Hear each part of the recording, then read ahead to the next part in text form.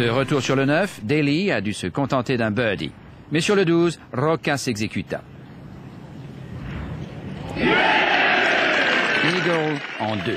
Il allait terminer la 3e journée à 7 en dessous, à 2 coups de Campbell. Mais avec un seul point d'avance sur Steve Elkington, l'Américain résident en Australie, qui passait maintenant sérieusement à l'attaque.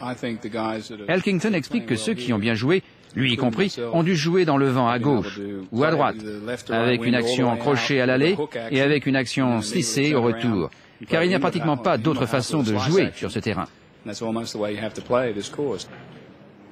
Il faut également avoir un bon putt, et c'est le cas d'Elkington, qui termine en 69 et seul en 3e place.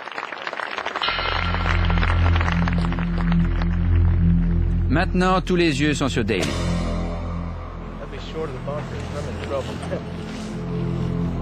Les spectateurs en ont fait leur favori, mais même le chouchou de la foule ne peut éviter le 17. C'est un trou très dur, dit-il. Je ne sais pas combien de birdies il y a eu aujourd'hui, mais je parie qu'il n'y en a pas eu plus de 10 ou 12. Ce n'est pas un trou sur lequel j'aimerais que le championnat dépende. Il précise que réussir le par ici est presque aussi bon que d'y faire un birdie. Un double bogey en 6, il est maintenant à 4 en dessous et il ne lui reste plus que le 18 à jouer.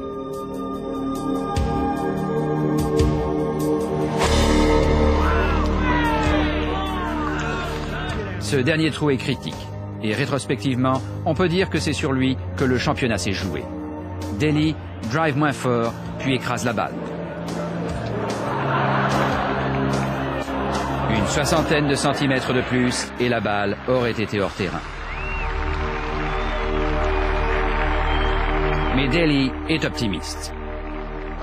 Il considère que sur ce terrain, même avec 7 ou 8 points de retard, on a toujours ses chances. Il ajoute qu'il est content de ne pas être dans le dernier groupe, car le vent devrait souffler plus fort le lendemain.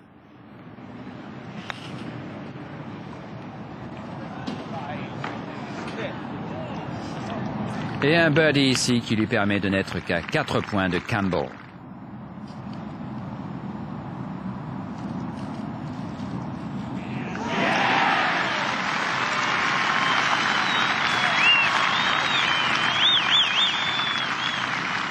Campbell, 2 points devant Rocca, 3 devant Elkington et Tomory, Els, Pavin et Daly à 4 derrière lui.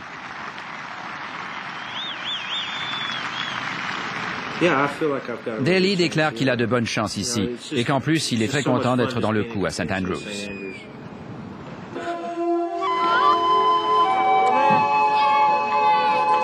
On ne sait pas si Michael Campbell passa une bonne nuit avec ses 2 points d'avance, mais il est certain que tout était possible au matin du 4e jour. La plupart des vedettes étaient distancées.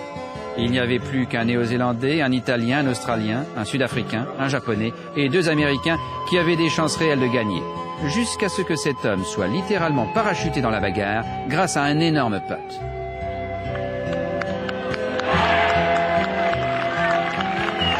L'Anglais Stephen Bottomley, mais pratiquement aucun Anglais n'avait entendu parler de lui.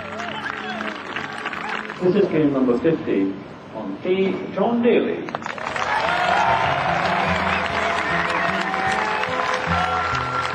Daly, pas très connu pour son conservatisme, effectue son coup de départ avec un fer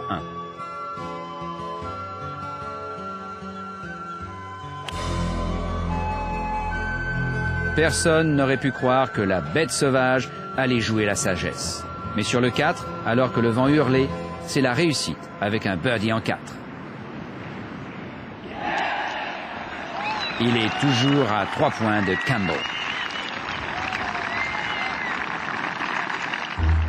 Jennifer? Michael Campbell. Hi, she's Jennifer. Pleased to meet you. Ken Lindsay. Ken. Michael. Dave, how you going? Thank you.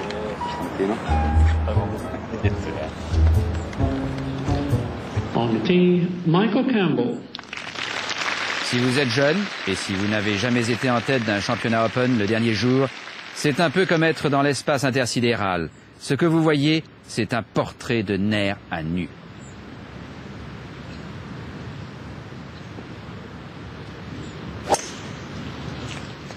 Ce n'est pas sérieux, mais la tension a un effet négatif sur son coup de départ.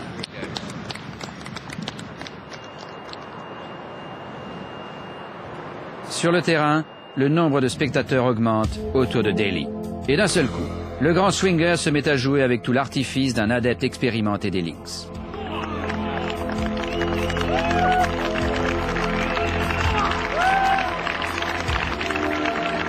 Un putt crucial. Et oui, il entre. Un birdie, 7 en dessous.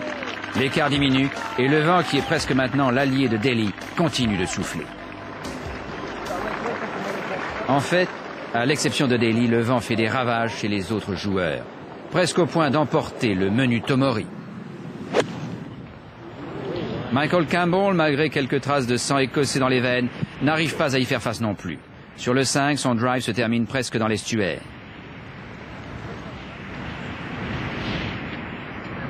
Il est encore en train de putter pour un par 5.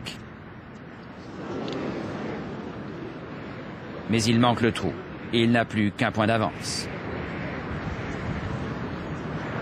Les parapluies se sont transformés en pare-vent, mais ils ne peuvent pas protéger une balle de golf pendant sa course. Campbell perd un autre point. Costantino Rocca a lui aussi des problèmes. Ses balles ne parviennent même pas à s'immobiliser sur le green. La patience est toujours la clé du jeu. John Daly, sur le 8, de 160 mètres, explique qu'il n'a sans doute jamais été aussi patient sur un terrain de golf, surtout pour un majeur. Il utilise un fer 8 et exprime la joie d'avoir si bien joué aujourd'hui. Un birdie en 2 et soudainement Daly a un point d'avance sur Campbell et 2 sur Rocca.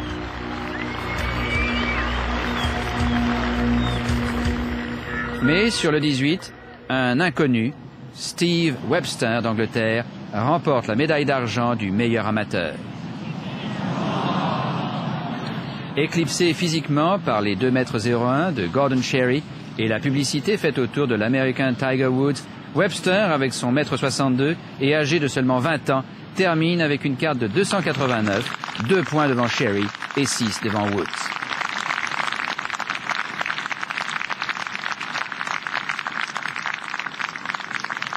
Mais les tribulations des deux derniers se poursuivent sur le terrain.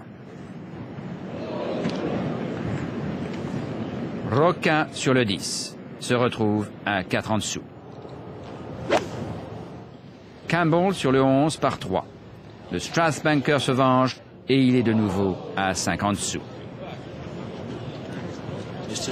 Campbell explique qu'il s'agit d'un très bon terrain, qu'il a vraiment appris beaucoup de choses ici et que le vent le rend vraiment difficile.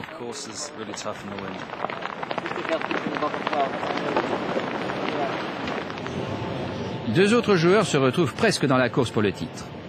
Steve Elkington parvient à remonter à 5 en dessous après 3 bogeys en début de parcours.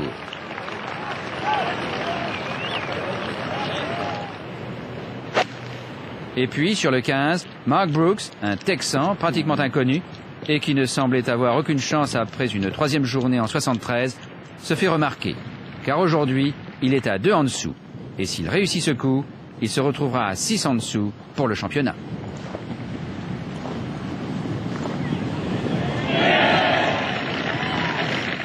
Et il se retrouve en 2e place, pour le moment.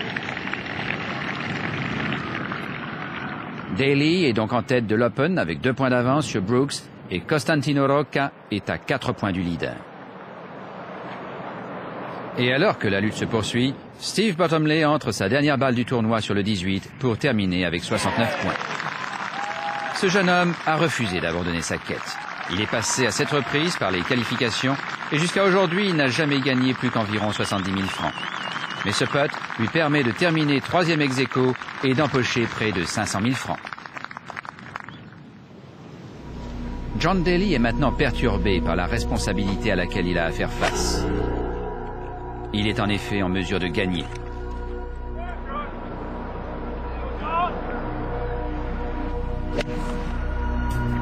Et un syndrome habituel se manifeste. Les birdies cessent instantanément de tomber dans son escarcelle. Mais la situation allait encore empirer. Sur le 16, qui n'est pas si difficile que cela, où il avait réussi le par auparavant, il allait perdre un point.